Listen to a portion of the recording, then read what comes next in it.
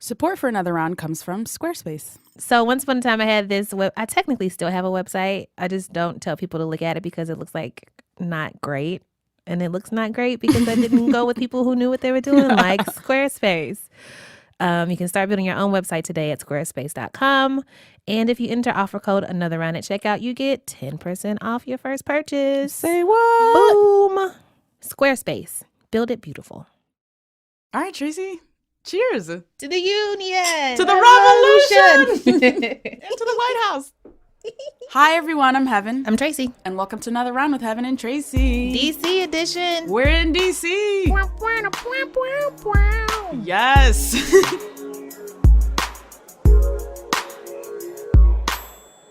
Why are we in DC, Tracy? Hanging out. Just doing stuff. I got cousins up here, you know.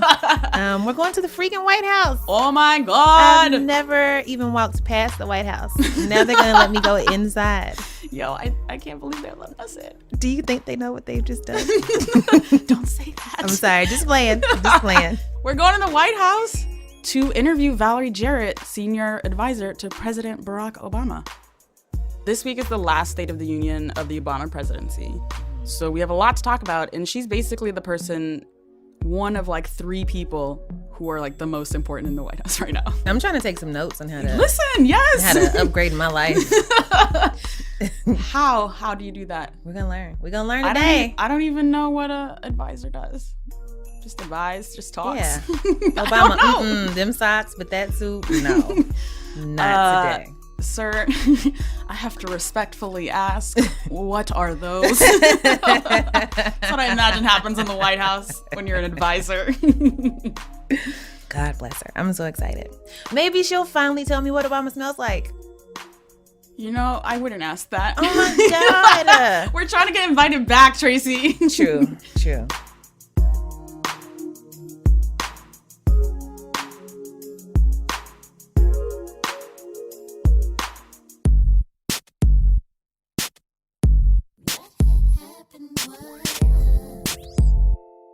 So before we head to the freaking White House, which is a thing that is gonna happen, let's do a quick what happened was, because I have a story that I personally find completely hilarious.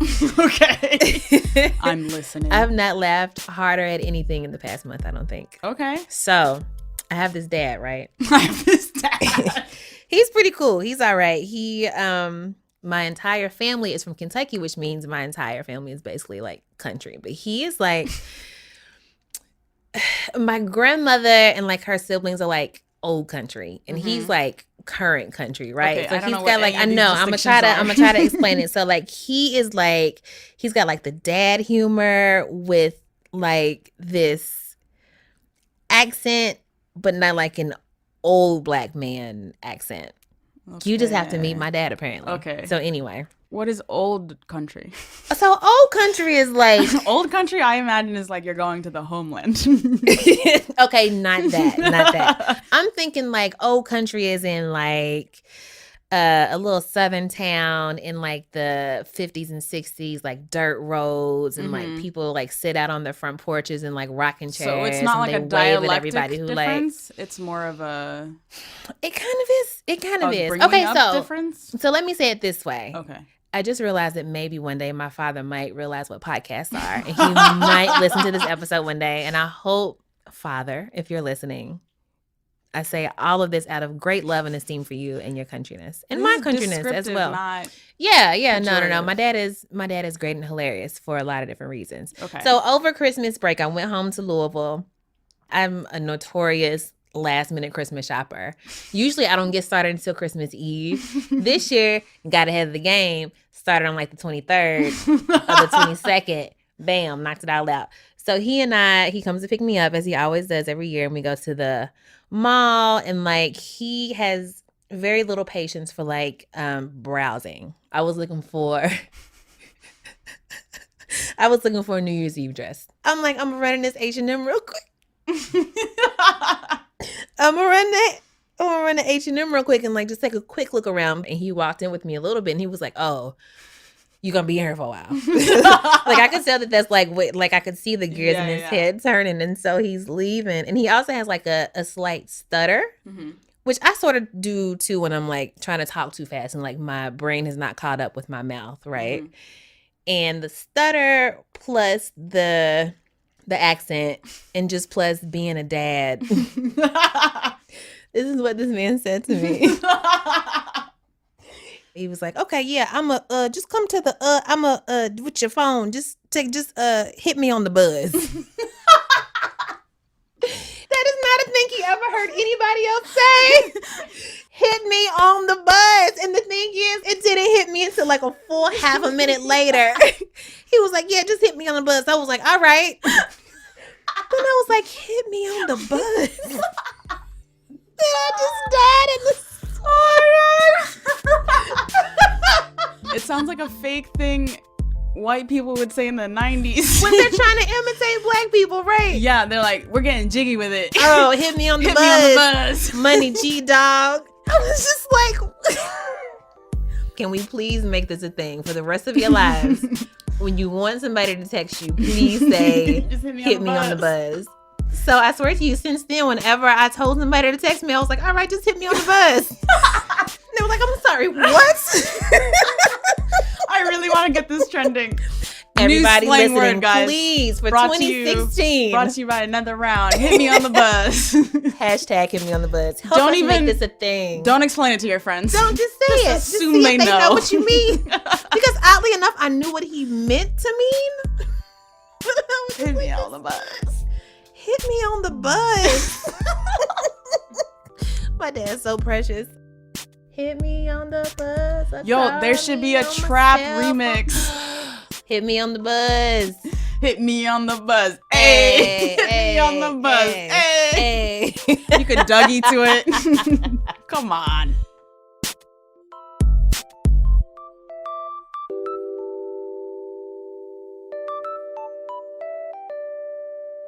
All right, we're going to take a quick break. And when we come back, we will be in the White House with Valerie Jarrett. But first, a word from our sponsor. Say you're out at like a happy hour, like a networking mixer thing or whatever, and you meet somebody, right? And they're like, oh, here's my card. Check out my website. And then you go to their website and it's like... It's trash. 1998 eras GeoCities. So embarrassing. And you feel so sad for this person who's probably nice and probably smart, but their website sucks. And so you're like, I can't have you in my life. Here's a great way to avoid that, everybody. Squarespace.com. With Squarespace.com, sites look professionally designed regardless of your skill level. There's no coding required. So if your HTML chops are limited to making a Black Planet page back in the day, that's okay. There are intuitive and easy to use tools. And if you sign up for a year with Squarespace.com, you get a free domain. What? Who doesn't like free stuff? I do. Everybody does. Yes, you're right. You're right. I'm not special. So start your free trial today at Squarespace.com.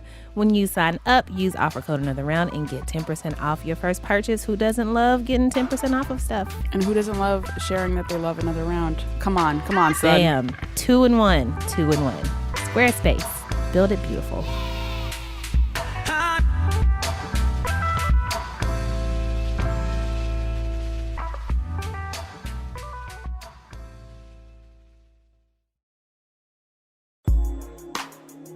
I was so excited to hear you're a Woodford fan.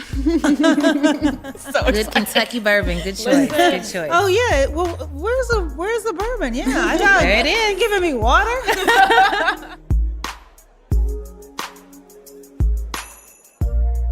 So we are very excited today to be in the White House interviewing Valerie Jarrett.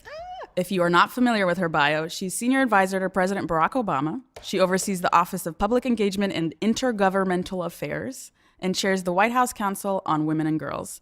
And she was also described in BuzzFeed as one of the most powerful Black women in American history. Whew. Oh my goodness, so, Heben. Welcome, Miss Jarrett. Well, thank you, Heben. Thank you, Tracy. Welcome to the White House. I'm delighted to have you both here. I've been looking forward to our chat.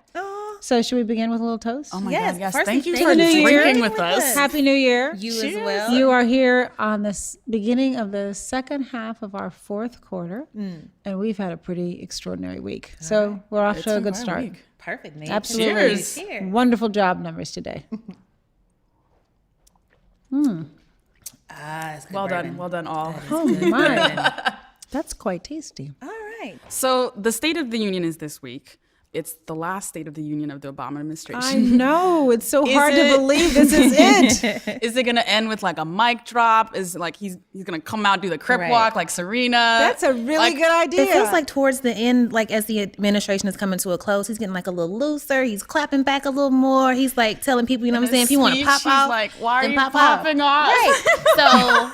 So my fantasy for this is for Yeah. Obama to walk in like a do-rag and like his robe. And he's like, what up? What's going on? What This about is what he it could have a is. dashiki on? You know? Yes, that's what I'm saying. Can you please like pass these? Pass these notes I will along. pass that on to him. I will say this to you, and I'm not going to get ahead of him on his speech, but I just spoke with him a few minutes ago, and he really, notwithstanding that we have been through a really tough 7 years, and when I say we, I really mean the American people. Obviously, you know, when he took office, we were losing like 750,000 jobs a month. And now we've had, I think it's our 70th straight month of private sector job growth. We had a great jobs number the beginning of this month. So we've come a long way through some really tough times, and he is so optimistic about our future. So optimistic about our future. Now, a lot of people that you're hearing who would like this office are not so optimistic. This is still the greatest country on earth. And so I think his speech will really talk about our country and his vision for the future of our country. How involved with you were the writing and putting together the speech? This is a very personal one. So he's spending a lot of time himself. We went to the town hall meeting that CNN sponsored, talking about gun violence and what we can do to end gun violence. And when we rode back from that town hall, he said he was going to stay up and really work on the speech himself. So he really owns this speech, and that's as it should be for his last one. While we're on the topic, I do for a moment want to talk about the kind of frustrating, depressing conversations about gun control.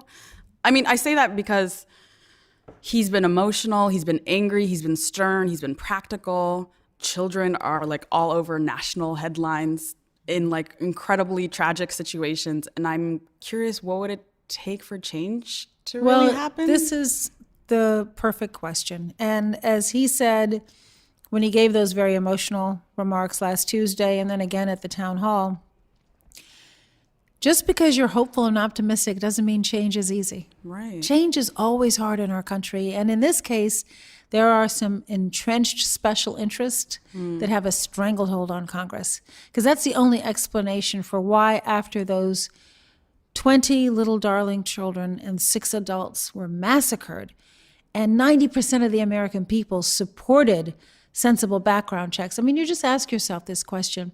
You want to go buy a gun, you go to Walmart and you fill out an application, background check, 3 days it comes back. If you clear, you get your gun. Why is that so hard? Why should not every American who wants to buy a gun go through that? That's not an infringement on the Second Amendment. That's just saying, let's keep us all as safe as we can. And so there is not an issue, Heben, that has frustrated him more than our inability to get Congress to act. Now, I will say a good sign is this, is that cities and states around the country are passing laws. So, for example, we have 20 states that have passed laws that prohibit people who've been convicted of domestic violence from having weapons, because the statistics are staggering on women who are killed by boyfriends, husbands, loved ones who have a history of domestic violence. And so that's good news. We also have 18 states that have strengthened their background checks, including Connecticut. So what Connecticut has done, this is really an important data point, because a lot of times, even at the town hall, we heard people saying, well, background check isn't going to do anything because the people who are buying the guns, well, they're going to buy them anyway. Criminals are going to get them anyway. Connecticut passed their law to strengthen the background check system. Gun violence has gone down by 40%. Oh, wow. 40%. So the answer to your question, Heben, is that the American people are going to have to really create so much pressure on Congress that they have no choice but to act. Mm-hmm. Why am I the only one sipping? You know, you're right. Okay. Let's get real for a second. Let's take a sip and get real for a second. Let's talk a little bit more about you. Yes. Oh, dear. You are a very mysterious lady. Am I? You are. Do I seem mysterious to you right now? No, Not just in this moment. No. not in this See, moment. You're very warm but in and our engaging. research, it was very hard to find a lot of information about Really? you. Yes. All right, well, so let's break it down. What would you like to know? Let's get into it. So you are one of few, maybe like two people who are, to quote one of our favorite Hamilton songs, you are in the room where it happens. Well, I won't sing. I was about to sing. I will Yes, sing I with was- you. You Please, can see I was listen. about to break. Oh my I God. love that play. song. I've seen it twice. I'm going to go back because my daughter hasn't seen it yet, so I've my got to gosh. take her back. I play the soundtrack every day when I'm working I out. was listening to it this morning. Okay. That's a thing. In the room. None of us will. All right, that was as far as I'm going to go. That's the thing, and none of us will ever get to experience. Yeah. What is it like? To be in the room when it happens. What does power feel like? Well, I'll tell you, it's interesting. I believe that great presidents emerge from times of enormous challenge. If you look at our nation's history, well, the president has had enormous challenges. And so we've never really had the luxury of sitting back and admiring our circumstances because there's been so much to do. And so I think I will be able to answer that question better a year and a half from now than I can right now. Right now, I can just tell you that it's like drinking out of a fire hydrant with so much coming at us, but yet the president always has this clear vision of where he wants to take the country. And so here we are trying to push in the right direction while you've got all of this incoming. But it's such a privilege. I mean, there isn't a day when I walk in the doors where I don't pinch myself and say, I cannot believe I work in the White House. Growing up, my father grew up in D.C. Never had been to the White House until this president was elected. Had been outside the gate, peeking in as a child, but never imagined that he would enter the gates, let alone that his daughter would work here. You don't just work in the White House, though. yes. You are the president's senior advisor. That is I a know. huge deal. So, like, It's do you awesome. feel powerful? Like, are you I conscious feel of? responsibility, Okay. enormous responsibility to make sure that everything we do, we are measuring it by what's in the best interest of people out there around our country who have small voices, who are counting on us to be their voice. That's the pressure I feel. It doesn't translate into an exercise of power. It translates into people are counting on us. They are out there struggling. They're trying to make ends meet. And they feel sometimes so frustrated when they look at the nonsense going on in Congress and they go, why can't our government work better? And so our job is to try to do everything within our power to make sure that the government is really working for the people. You're very good at not talking about yourself. This is what I mean in our research. All right, so Are- ask a question that I haven't answered for. Are people afraid of you? I hope not. I hope not. I think I sometimes. would like to read you a quote that I love.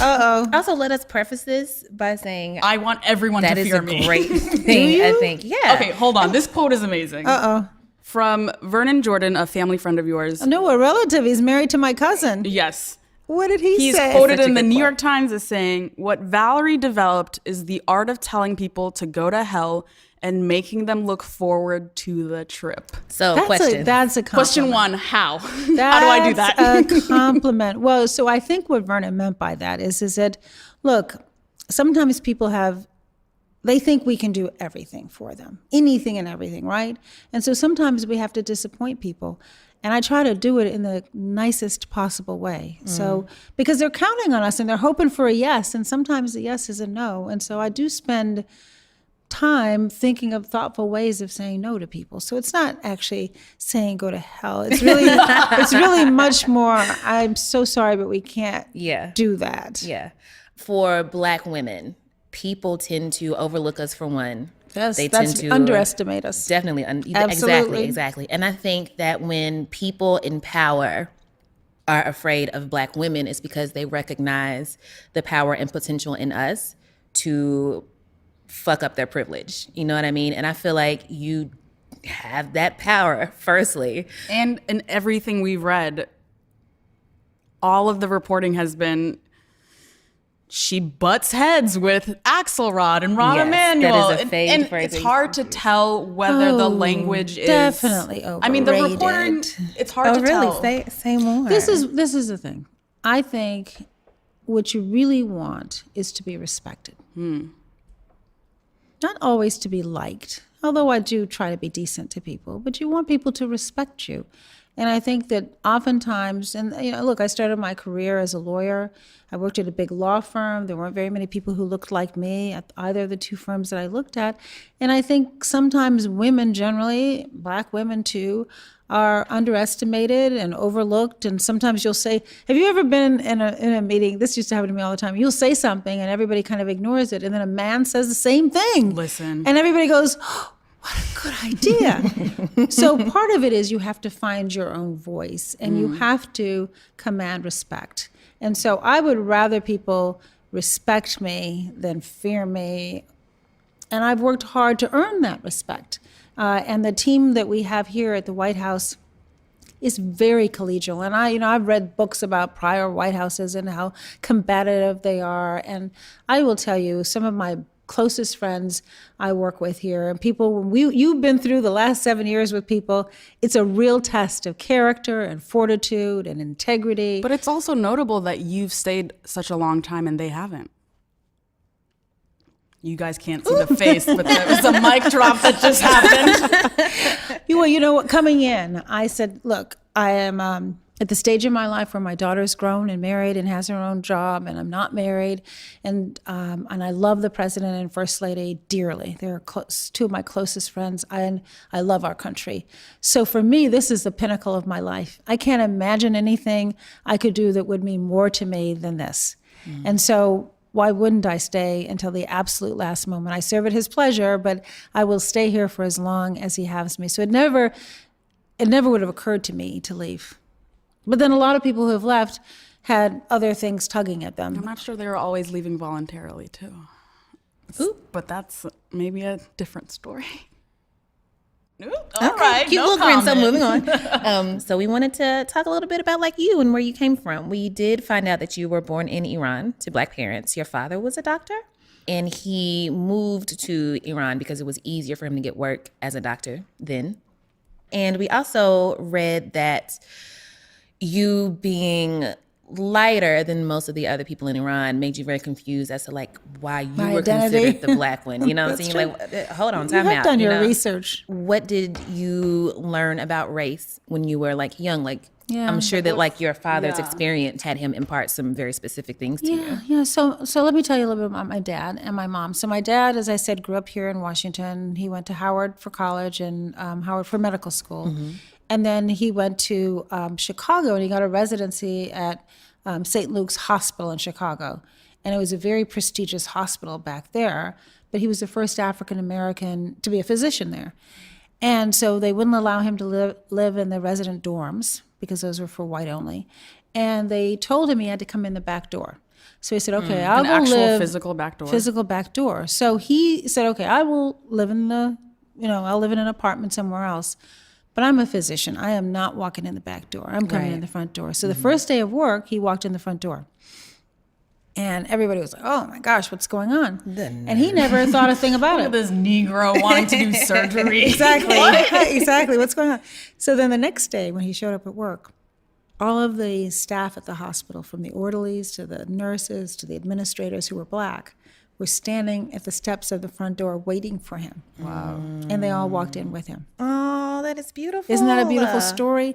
And so he told me that story as a young age in the context of how you have to stand up for yourself. Mm-hmm. If you want people to respect you, back to our earlier conversation, you have to earn it, but you also have to demand it. You can't expect that somebody's just going to sit around and give you something.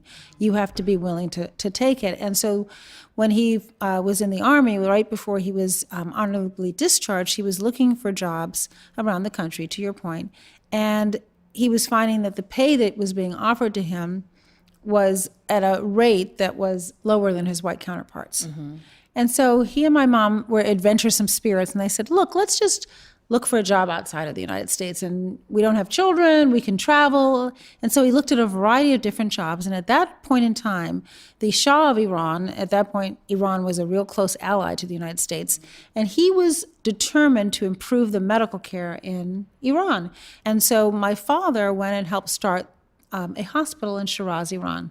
And I was the second baby born in that hospital. Aww. And so to your question about race, it was very hard for my parents to explain to me that I was, at that point, Negro, when I was fairer skin than a lot of the Iranians. And the Iranians looked at us as Americans. They didn't look at us as African Americans, or we were all Americans to them. Were you familiar with their like racial language for their categories? Or if they had them in the same way? They really didn't have categories the way we do here. And so my parents talked about it, and it was important to them that I understand my heritage and who we are as African Americans. And so they thought the culture difference was more than I could take. And we didn't have any other family or friends there who were Black. And I think my mom, frankly, got homesick. And so we decided to move back to Chicago, where her mother lived, and her sister and a lot of our relatives. But before we moved back to Chicago, we moved to London for a year. In the year I was at London, I developed this English accent. But now listen to this. If you can imagine, I go to Chicago, I start in public school. I had been given a really good education when I was in Iran and in London, and so I was supposed to be by age in kindergarten, and they put me in second grade. So here I am, young, with an English accent, fair. People were so confused about me. They didn't know what to think. Were you speaking confused? Farsi? Well, you know what? Children don't want to be different. And within, I would say, my mother would say, a couple of weeks, I had lost that English accent. Wow. I was not talking, I wasn't so speaking real. Farsi anymore. I was trying to be just like everybody else. So that is fascinating. Born overseas, lived overseas, came back to Chicago, spent a lot of time in Chicago.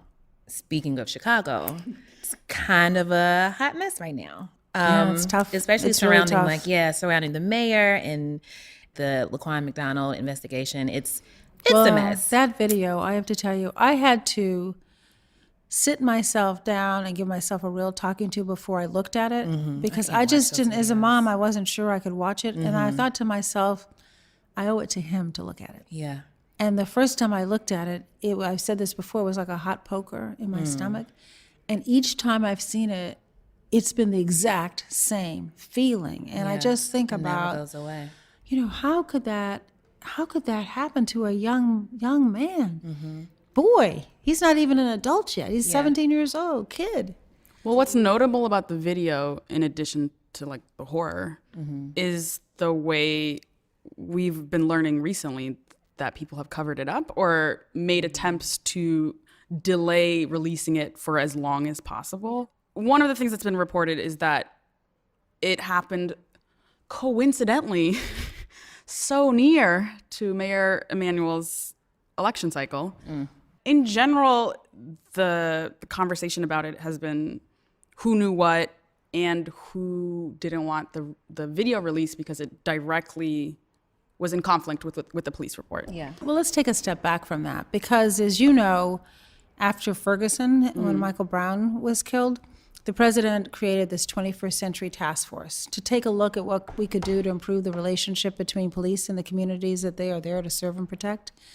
And if you look at the recommendations of that task force, cities and states that adopt them are going to be able to avoid a lot of these problems. So the good news is there you had a body camera. Because it shouldn't be who said, he said. You know, Michael Brown, there was no video. And so we don't actually have the same kind of visual that you had with McDonald. The other thing is we want to make sure that police have the training that they need. I mean, we have to recognize the vast majority of police, all the police, they're putting their life on the line every day. They're going out in the streets. They're having to make split-second decisions where they are scared for their own life and scared for the public's life. I mean, we need them to be trained better, don't you think? What are you worried about? Certainly, I agree. I'm a little weary of the conversations about cameras because one of the things that's significant about this moment is that we now have more footage, but nothing seems to be particularly different. Well, he was indicted. That may not have happened had we not had a camera, because if you think about it, what the police said right away is that he was lurching towards them. Right. So That was the key without the difference. video to show that he was actually lurching away, he probably wouldn't have been indicted. And so I think the transparency that comes from the cameras is important. I think the training is essential, and too many police are out on our streets without what they need to be prepared for those kind of split-second decisions that they need to make. We need a lot better data collection to look at trends of crimes and what's happening and where. Another thing that came out of Ferguson, for example, is that the number, and this doesn't get to the violence that leads to death, but the number of people who were picked up for tail pipe problem or license plate or the sticker's not on or the blinker's not working. And these nickel and dime penalty charges, fees, that when you can't afford to pay them, turn into a penalty that's doubled. And when you can't afford that, then you get picked up because there's a warrant for your arrest, and then you're taken to jail because you can't afford bail. And the impact that all of this is having on communities that are poor is devastating. And so we want to just be as transparent as we can when we find out situations like that, because it puts pressure for change. And I think part of the broader point I'm trying to make here is that people now are finding out what's going on in communities all across our country. They're demonstrating peacefully. We've seen so many peaceful demonstrations. I don't think we get sufficient credit to the demonstrators who are out there in the cold in Chicago, all over, demonstrating, trying to say, we want change. Yeah, certainly. I feel like especially the Chicago conversation, the fact that it's even gotten this momentum is due to all the organizers there. It's wonderful organizers who are out there just trying to make their city better. A lot of journalists have, through the Freedom of Information Act, gotten the emails from Rahm Emanuel. And it shows that he knew about it earlier than he said, and that it shows there was a difference between what the police said and what actually happened. Do you think Rahm Emanuel should resign? Well, I'm going to say this to you, and it's going to not satisfy you, but It's as not. you I can know, already feel it. you can feel it coming. So, as you know, the Loretta Lynch, the Attorney General, has announced that she's taking a look into the situations in Chicago. And so I really shouldn't comment on Chicago in particular because it's under that investigation of hers.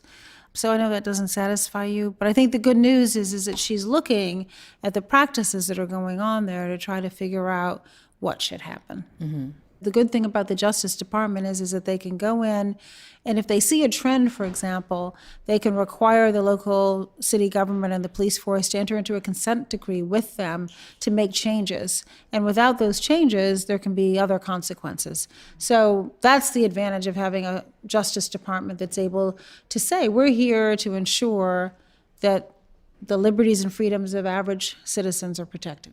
Are you optimistic? I'm always optimistic. I am. I do believe in change. And I believe that sometimes it's painful. Sometimes there are huge personal sacrifices, as we've seen. But ultimately, I think, as Martin Luther King said, the arc of the moral universe is long, but it does bend towards justice. Did you read Ta-Nehisi Coates' book? I did. And I had a great conversation with him this summer. We were in Aspen together. A very notable departure from, I think, a lot of conversations about race is he doesn't believe the arc of the moral universe bends towards justice. It bends towards chaos. I know. And I think maybe it's a result of our different life experiences. We had that conversation, and I think he is much more pessimistic than I am. Yeah. I really do think the better angels prevail, particularly when you have transparency and you have will. And I believe that change takes time, and maybe because I'm considerably older than he is, I'll give you a good example. If you go back and take a look at the speech that the president gave in Selma at the 50th anniversary of the march across the Edmund Pettus Bridge, a lot has happened in our country for good since then. I mean, my goodness, a lot of positive things have happened. 50 years is a long time, but in the total arc, it's not that long. And so if you look at rights for African Americans, rights for women, rights for the LGBT community, we've made great strides like a thunderbolt. But it does take time. So yeah, we had that very conversation. I'm much more optimistic than he is. I want to ask you one quick question before we move into pew, pew, pew. The reason we're here, the reason the Obamas are here, is essentially because you take mentoring very seriously. That's how you all met. That's true. And you put President Obama on to everyone in the Chicago community. That's how Obama and Michelle, it's all happened because you take very seriously the task of putting young people on, putting them in your Rolodex to have them make sure they meet each other. Yeah. Like, why is that so important to you? Was there a spreadsheet? How can we get into this Rolodex? Yeah, what's the list? How do I get on the list? Look it up. Well, I'll tell you a story. When I finished college, I had this plan. I was going to go right to law school. When I finished law school, I was going to get a job either at the government or a law firm. I was going to fall madly in love. I was going to have a baby before I was 30 because that biological clock was ticking. Oh my God, right now? don't do this. Let me don't do this. But the moral of my story is this. At age 32, I had gone to law school. I was at a very prestigious law firm. I had married literally the boy next door whose mother grew up in the same apartment building with my mother. Known him my whole life. I had a daughter at 28. I did all of the things in my plan, and I was sitting in a beautiful office in what was then called the Sears Tower in Chicago, looking at Lake Michigan. And I cried. I just broke down and cried because I was miserable. And I was leaving my daughter every day and going to do something that was unfulfilling to me. And a dear friend of mine who I just saw when I was home in Chicago said to me, you should consider government service. Harold Washington, first African-American mayor of Chicago, had just been reelected.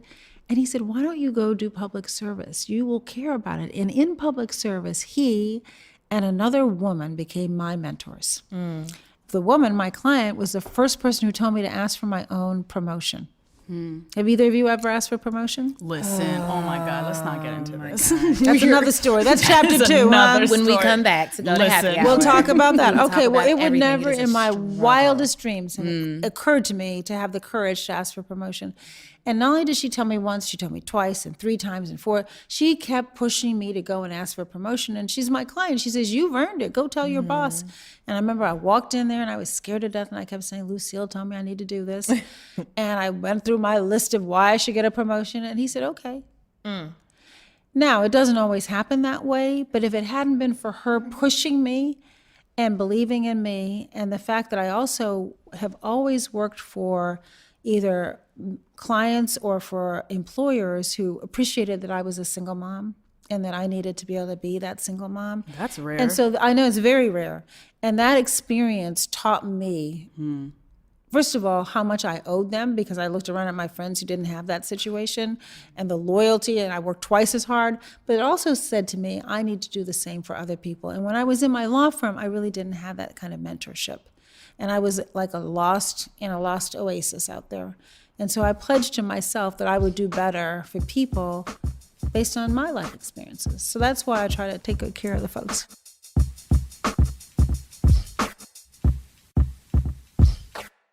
So we're actually going to make Pew Pew Pew, which is our rapid fire questions segment, actually rapid fire. We have some great questions. Okay. So let's go. Number 1, what is your favorite Earth, Wind & Fire song? Reasons. The reasons is that we're here. The reasons that we're here, the reasons that we fear our feelings won't disappear. Okay. All right. If you could win a lifetime supply of anything, what would you want it to be? Oh, that's easy. Ice cream. What's your favorite type of ice cream? Chocolate, vanilla, and coffee. All 3. Isn't that funny? I thought you were going to say bowl? strawberry. I would prefer all 3 in one bowl. No, I don't like strawberry. Strawberries, get out. I don't like Get it. outta It's here. never Get outta had. here, strawberry. But I would put all 3 of those in one bowl, and I could live on that. Okay. I'll let you guess which one of us made this question up. Would you rather? It was Would Tracy. you rather? Clearly, she tried to disavow it at It's first. a good question, though. Okay, Just okay. roll with me on this one. Would you rather have a digitally blurred face like criminals on TV, or have the limited range of motion of a Barbie doll? Because you know they don't have elbows and like knees and stuff. And so they just I like. don't want limited motion. No, I think I'll go for the blur. Particularly the older you get, the blur is okay. It's true. It's true. You don't want those bright lights so much anymore. You'll see, ladies. You'll Listen, see. no, that's real. I already see. feel that. How do we get a cameo on The Good Wife? This is the most Let me tell important you question. something. I love that show. Listen. And I'll say this to your fans of the show. Oh my gosh, the people, the cast, they are nicer in person than But you could seriously, ever how? imagine. They are really so sweet. I feel like you're not getting Can to you like? the point. Can you like put in a word for? I'd be happy Like, to. just I slip would be in. happy to. Oh my God, these girls have a great podcast. It was so much fun. And the only reason why I did it, other than I just love the show, is that I was able to go on and talk about an issue I care about, which is getting women involved in politics.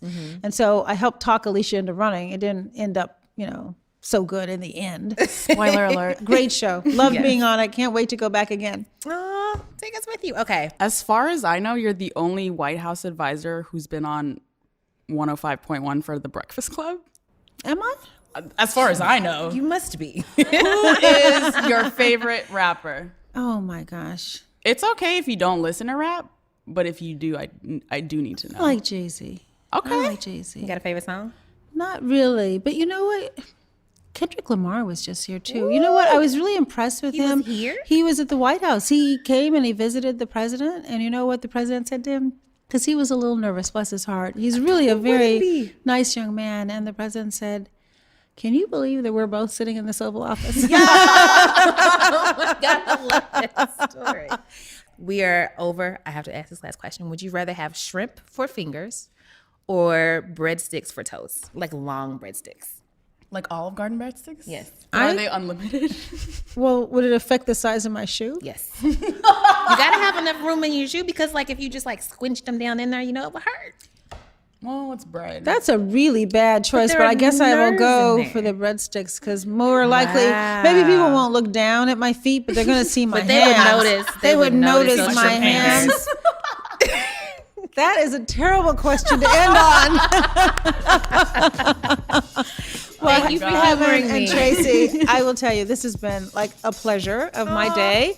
I appreciate you coming in. Come back again Absolutely. sometime. You're great. Do not kidding me? extend that invitation because I will live We will in live this here. room. Come back. You'll I come will back. sleep in that chair. I'm so glad you were able to come. Thank you so You're much. Thank you so much for your Joy. time.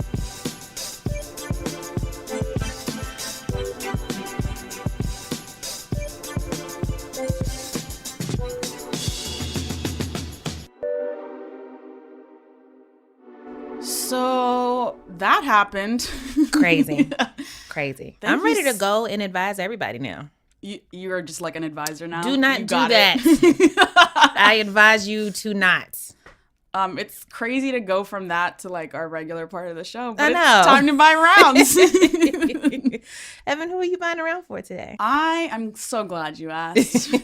I am going to buy a round for Beyonce Giselle Knowles Carter. Oh, Now, the full government name.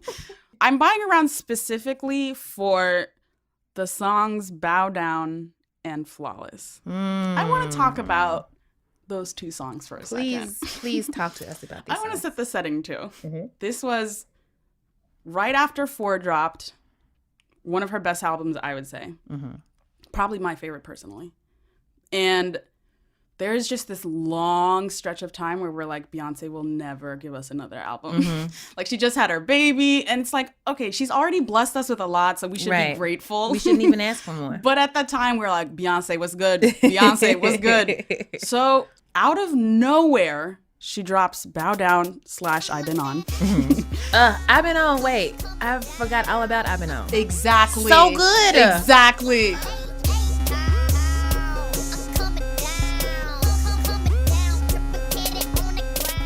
At that time, also, important context, I don't understand how, but there's been so much conversation about if Beyonce's a feminist. So stupid. I The I dumbest really question don't anybody can ask understand. of anything. So she dropped that. Like Beyonce doesn't talk a lot in interviews. To understand Beyonce, you have to read between the lines. And as a Black woman in America, I'm well versed in reading between the lines. So you really have to like listen to her interviews to hear what she's saying. But it's basically like at that time, there's all these questions about her feminism. And like the first line of the song is, I know when you were little girls, you dreamed of being in my world. Bow down. Right. And then the second one is like, I took some time to live my life, but don't get think it I'm just twisted. his little wife. It's like, what the fuck? Right. Like, I'm out here slaying. Y'all have the nerve to Right. question any of this? Directly addressing the haters. Yeah. So that was beautiful. And then the whole, like, chopped and screwed part at the end. Oh my gosh. I be on. Like, she was like, I be on. y'all have met Sasha Fierce. You have not met Miss Third Ward. The capital B means I'm about that life. The capital B means I'm about that life. I've been on, I've been on, I've been on. The capital B means I'm about that life. If you read between the lines, you ain't about that life. White feminists. Right. Comma white feminists. We went from Bow Down, I've Been On to another beautiful song called Flawless. She has gifted us twice. And the best part of that is when she dropped Bow Down, the same feminist conversations happened because people Oh my God, Beyonce. don't know how to listen. Beyonce said, bitch, she's not a feminist. Man. So she literally put a speech in the middle of a song. Right. With the definition of feminism. And she went on the VMAs. Stood She's in front like, of a huge sign that said how feminist. big can you make the feminist? Right. Right. I love that she was like, she felt like bold enough to be like, what the fuck? How dare you? She would never say it that way. Right. But she But said that's it with her that way. words. Exactly. Yeah. It's like that time. That time where everybody was like, oh my God, Beyonce was lip singing the Star Spangled Banner. And then she came out and like she did an acapella. She was just like, any questions? Everybody was like, no, we have no questions at all. Yes. But the crazy thing is that even after all that, after her like tacitly saying, yes, I'm a feminist, get over it, there were still all these conversations about, well, I don't think she's a feminist and blah, blah, blah, blah, blah, blah. Yeah. What else did she have to do? My favorite part was she was like, I was just browsing YouTube about feminist videos.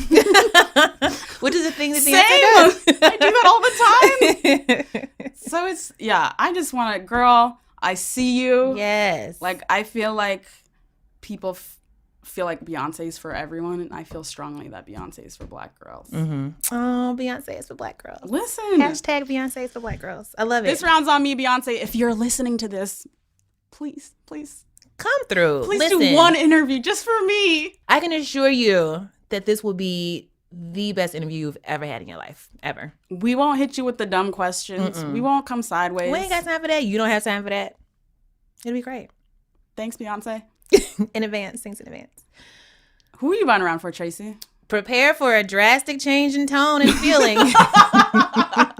I'm listening. Do you remember that time I bought around for wallets and you got upset because you've been trying to tell me to get a wallet forever? I do. And I was like, yeah, meh. And then I got one and I was like, oh shit, wallets though. Also, Wallets. Heaven knows everything. Heaven does that was know the everything. conclusion. Hashtag heaven knows best. So this might give you a similar feeling. If you are just joining us here at another round, I, in spite of hosting a podcast, am not a fan of podcasts. Rude, disrespectful. I still Get out. I still maintain that it's just because I don't have the attention span for it. Like I just cannot sit and listen to just people talking for a really long time. That's allowed. You know, as such, I am buying around for podcasts because I found some that I really like. So I get it now. I get how like when you have a podcast where the subject matter is just like right up your alley, like you can sit and listen to it and like maybe do other things. My favorite thing to do now is to listen to a good podcast and crochet. Oh, look at you, Trace. I know. I've finally like found like two that I really like. Oh my God. And they're so, you won't think that they're fun because they're true crime podcasts. Okay. I'm out already. I know, which are currently like the only genre of podcasts that I can like listen to. But I started listening to Criminal. Criminal is so good. I'm Phoebe Judge. This is Criminal. Criminal is a great podcast. I kind of don't know what this says about me, but the episodes that I like most are the ones about like murder and like crimes and like horrible things. So, is it a different crime every episode? Yes. And like there's like different types and genres of crime, and like sometimes it's not like examining the case of like one specific crime, but like a phenomenon in like the crime world or like the justice world, or like a certain type of legal case, something like that. Very, very interesting. But I listened to all of the murder episodes and I was like, I need another true crime podcast to listen to. I tried Serial last season. I made it halfway through and I was like, I don't remember enough of this stuff to like keep up with the case. It definitely builds on information. Yeah, and I do not have the attention span for that. But I was Googling true crime podcasts and somebody was like, check out this podcast called Sword and Scale. It's terrifying and so addictive. So the tagline of the show is like, welcome to episode so-and-so of Sword and Scale, a show that proves that the worst monsters are real or something like that. God. I know. The cases that they talk about are all like, there are some that like are too much for me. Wow. To be able to listen to. I know. So amazing. If Oh you my like God. true crime, you will love this show. I'm doing a Sounds really poor job. overwhelming. It is. Like I often have to take breaks. You are on the podcast train now. Me either. I feel like I have to petition for you to listen to another round. I know. But Wow. It's a better brand late new than day, never. ladies and gentlemen. I know. I'm still not at a point where I feel like I can honestly say that I like podcasts because like right now, Tracy, seriously, we have a podcast. This You're one is- on it right now. this one is very cool. I like it. But if it were about true crime, I might like it a little bit more. Wow. That's currently like the only like I haven't branched out into like non-true crime podcasts Do yet. you want a true crime segment? You just investigate murders? I would enjoy that. Nobody else would. Oh my God. But really, it's so good. If you like true crime, if you are an investigation discovery addict like me, and if you like podcasts, then definitely check out Sword and I Scale. never thought I'd see this day. Yay, podcast! Woo! So go listen to that and rewatch the Beyonce visual album, which is a gift to this earth, and listen to Bow Down. We did it, Tracy. Again. Every time we do this, I'm It's surprised. unbelievable to me. We want to give a big shout out to Valerie Jarrett for giving us Yes. her time. Everyone Right, at you're the running White the House. world right now. And you were like, listen. let me sit down with these two little black girls and talk. Thank you. She's like, yeah, I'll drink with y'all. Yes. I'll grace you with my presence. Have a little nip. Have a little taste. Shout out to the White House for For letting us in. One, for just letting us in. But for seriously everything. For Yeah. being so generous. I'm very gracious and accommodating. Yes. We also want to thank our White House reporter, Evan McMorris Santoro. Yes. And shout out to editor-in-chief Ben Smith and politics editor Catherine Miller. Yes. And as usual, shout out to the Pod Squad. Pod Squad. This episode was produced by Eleanor Kagan with editorial oversight from Jenna Weiss Berman. Production help from Meg Kramer and Julia Furlan. We would like to thank our in-house musicians, Jean Gray and Don Will of the Almighty Tanya Morgan. You can follow Jean Gray on Twitter at Jean Greasy, and you can follow Don Will at DONWILL. Thanks to y'all. So, dear friends, as always, you can hit us on the buzz. You can email us at anotherround@buzzfeed.com. You can follow us on Twitter. You can follow me at Brokey McPoverty because my bank account is sad. You can follow me at Heaven Rants because I talk a lot. And she is so heavenly. That's generous. I can't believe my parents named me this. Aww. They were hopeful. My favorite thing is watching you introduce yourself to people and they're like, Heaven? Are you an angel? The number one thing that convinces me people don't think before they speak is the way people respond to my name. You didn't put a second of thought before you blurted out what the first thing you thought was. Anyway, shout out to humans in general. Yay, humans. If you like the show, rate us on iTunes, tell a friend, leave a review. I was going to say little review again. That debacle. If you don't like the show, just kindly just walk away. Yeah, we forgive you. Walk away. It's allowed, but walk away. And thank you so much to Tracy. Oh my gosh. I feel so sane when you're around. Oh, And I would not have felt sane in the White House. and shout out to Optimus Prime. I would have just run around screaming and just would have left all of my home training. So thank you for making me take my home training with me. You can take us some places. We're going to drink some water Call your mama. and take your meds, y'all. Ugh. All Take care of yourselves. Yes. If you're having trouble with your resolutions already, it's okay. Be It's kind okay. to yourself. You got this. We believe in you. Thanks, y'all. Bye.